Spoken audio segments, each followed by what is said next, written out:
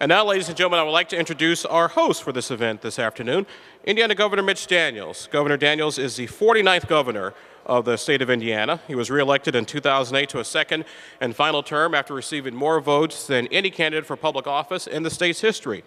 The governor has long been an advocate for minority affairs dating back before he took the position of governor of Indiana. He championed minority contracting, first at Eli Lilly and Company, and for the last 4 years in state government. He is also the co-founder of the Oaks Academy here in inner city Indianapolis and was honored at the Center of Leadership for Development Minority Businesses and Professional Achievers Recognition Awards dinner in March of 2007. The governor also received the Trailblazer Award from the Muncie Black Expo in 2008, and recently the governor received the Champions of Diversity Award from the Indianapolis Recorder and Minority Business Magazine. The governor has also excelled in creating positive change, ladies and gentlemen, throughout the state since his first step in office, and has continued to do so ever since. And I can honestly say, as somebody who used to cover politics next door over in Illinois, it's kind of nice to have to deal with a governor that you know isn't going to be wearing stripes anytime soon. So without further ado, let us all welcome our very own Indiana Governor Mitch Daniels to the stage.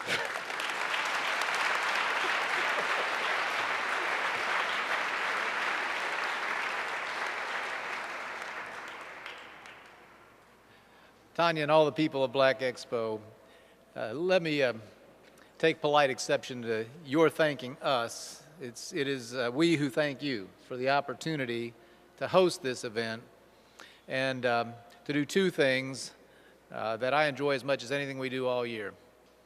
I was there as a young person for the very first Black Expo. Friends of mine conceived the idea and brought it to fruition, and it's a marvel now to look back at the fantastic event it has become. What began as Indianapolis's way to celebrate Black achievement and to try to lift the sights and aspirations of all our citizens grew into Indiana's celebration, and now, for many years, far and away, the greatest event of its kind in America.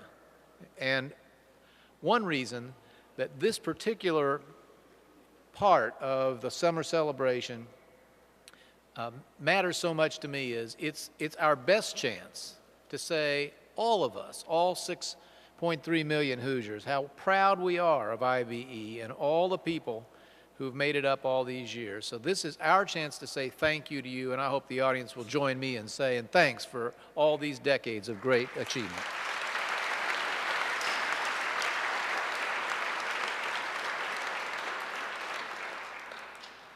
The other thing we do at this particular event is lift up and admire people who have done really remarkable things.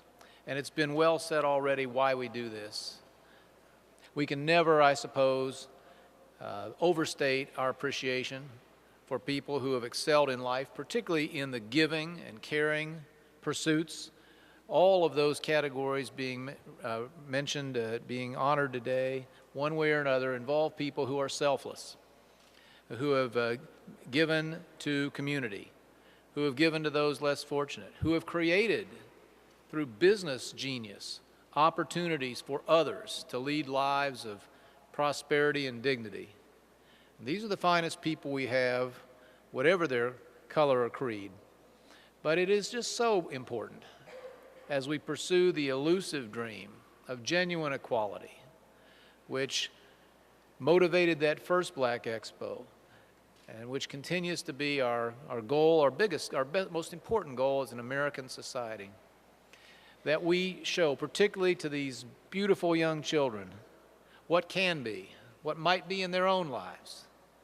You know, we must do everything that government can do. We must do everything that compassionate and philanthropic enterprises can do to help those looking for that first and second rung on the ladder of life.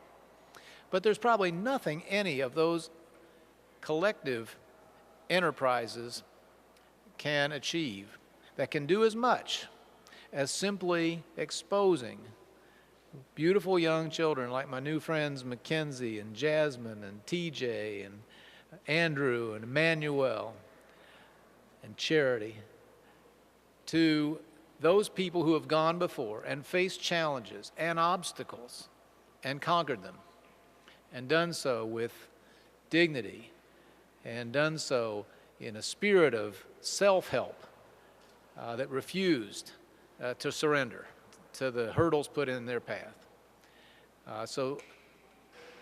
Whenever we come to this occasion, I like to sit and look at the youngest people in attendance and know and believe that at least one, and probably many of them, will leave here inspired to do things they might not otherwise have thought they could do. That's why we're here. That's why we're glad you're here to join us. We appreciate all those who make this greatest event of the year possible.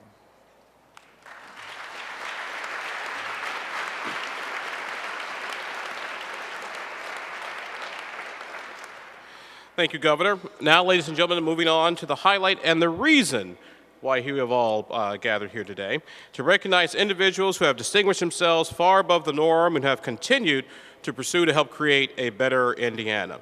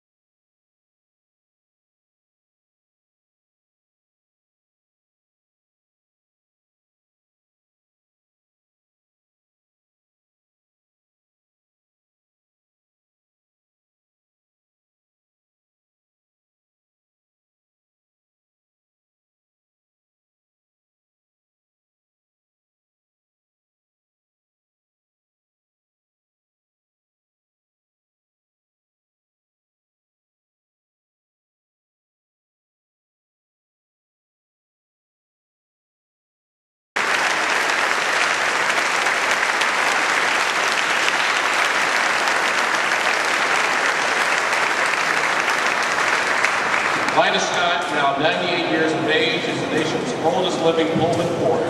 Mr. Scott began his career as Pullman Porter in 1941, working for, at the time, was $68 a month plus tips.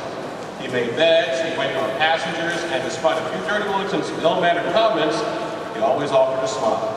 The Pullman Porters created the first black labor union in America, which was formally recognized in 1937. And through it, they were able to change the course of history by securing better wages and shorter hours. Along with Mr. Scott and the 1941 Pullman Porters, organized the first march on Washington to protest racial discrimination and government hiring. The march was canceled when then-President Franklin D. Roosevelt signed an order conceding to their demands. Beyond serving others and securing civil rights, the Pullman Porters' influence extended to their families as well. And now the most incredible thing is, despite Mr. Scott's wages at the time was right $68 a month, he was still able to put all 4 of his children through college, and including 1 daughter through medical school. Ladies and gentlemen, another round of applause.